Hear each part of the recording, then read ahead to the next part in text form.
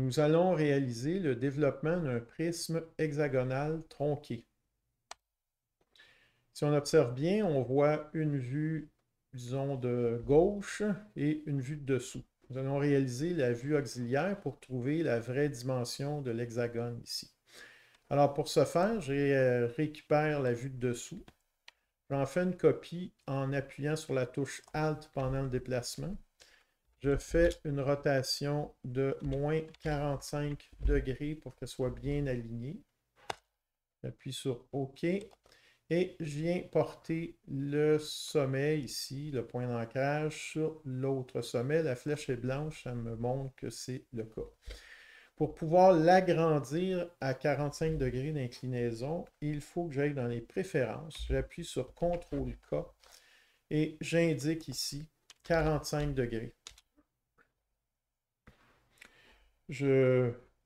J'appuie sur la touche qui est ici, S, pour redimensionner.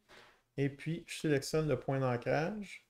L'autre point d'ancrage, et si ça fait ça, c'est que vous êtes assez précis. Vous venez le porter, la flèche doit devenir blanche à l'intersection. Je peux maintenant tasser un peu ma vue auxiliaire pour pas qu'elle empiète sur l'autre vue, comme ceci. Et puis, je vais me préparer quelques lignes de construction pour terminer la figure. Voilà. Et ici, voilà. Et puisque c'est des lignes de construction, transformons-le en ligne de construction. C'est la commande CTRL-5. De cette façon, ça réagit un peu mieux. Alors, je sélectionne le point d'ancrage ici et je trouve l'intersection. Et on va terminer la figure, même si dans un cadre différent, ce ne serait pas nécessairement obligatoire. Mais ici, pour le devoir, vous allez me prouver que vous êtes capable de le faire. Alors, je place mes lignes ici. Je peux maintenant effacer les lignes de construction et je vais compléter ça par une ligne ici et une autre là. C'est fait. On va passer à l'autre étape. On va commencer à déplier tous les éléments.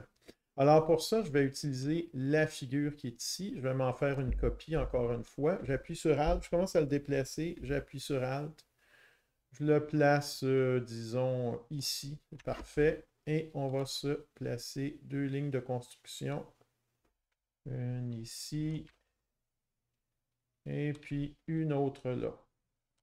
C'est fait. On va les transformer en ligne de construction. CTRL-5. Et on va récupérer, ici notre hexagone est à la bonne dimension, pas la face devant, mais on va ajuster ça. Alors je m'en fais une copie, j'appuie sur Alt en le déplaçant. Je sélectionne le point d'ancrage qui est ici, je viens le porter sur la ligne de construction supérieure. J'appuie sur la commande rotation, R. Je trouve le point d'ancrage, l'autre point, et je viens toucher ici. Intersection, mon objet est maintenant bien aligné. L'hexagone, je ne veux pas le modifier, mais je veux modifier le rectangle inférieur. Je désélectionne, je resélectionne et je prends les petits rectangles d'ancrage de déformation, puis je viens me le placer exactement à la bonne dimension en sélectionnant la ligne inférieure. Alors, on va faire l'hexagone qui apparaît en bas, qui lui est à la bonne dimension. Alors, je m'en fais une copie, Alt, déplacement, Alt, et puis je le mets en quelque part. Une rotation, la lettre R, 90 degrés. Je viens situer ça à partir du coin en bas ici. C'est fait. Et maintenant, cet élément-là, je peux venir le placer ici. Le problème, c'est qu'il n'est pas à la bonne dimension. À cause qu'on le voit à angle, il est légèrement plus allongé. Comment faire pour trouver la dimension? Bien, je vais reprendre mon hexagone. Je vais demander une rotation. Je vais appuyer sur R pour obtenir la commande. Et puis, vous venez porter l'hexagone. N'oubliez pas d'en faire une copie pour ne pas avoir à replacer en dessous. Alors maintenant, on est prêt à modifier cet ensemble.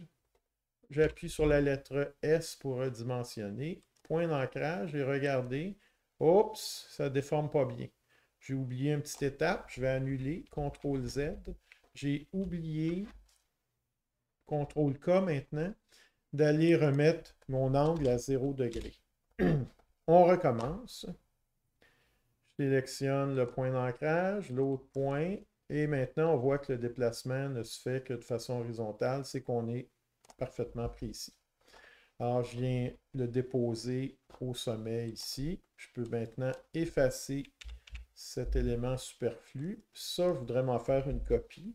Appuyez sur la lettre O pour miroir, ou on dit miroir, c'est ça. Et puis, vous trouvez le centre, vous appuyez sur Alt avant de cliquer. Et puis, vertical, vous faites copier. On a pratiquement terminé. Reste, je vais effacer les lignes de construction, reste le rectangle arrière. Alors, je peux récupérer le rectangle qui est ici, en faire une copie ou pas, parce que, vous voyez, il est déjà tout encerclé. Je vais quand même en faire une copie. Je vais venir peut-être le porter immédiatement à la bonne place. Je n'y arrive pas, on va le replacer après. Alors, pour ça, je le désélectionne, je prends le point d'ancrage, et là, on est bien placé. Regardez, la flèche blanche indique que je suis bien placé. Je prends les poignées et puis je viens placer mon rectangle ici. Je vais positionner maintenant ma forme adéquatement, comme ceci. Je vais m'assurer que les lignes respectent le standard. Alors, je les sélectionne tous. Je m'en vais dans les styles graphiques et je sélectionne contour et arrêt de vue. Voilà, ils ont augmenté un petit peu, c'est parfait. Prochaine étape, aller modifier le cartouche. Alors pour ça, je vais dans cartouche ici et j'enlève le cadenas. Il était déjà retiré en ce qui me concerne. Vous, il ne sera probablement pas. Vous éditez l'ensemble. Par la magie du vidéo, le cartouche est maintenant complètement rempli. Alors l'exercice est terminé. Merci et bonne pratique.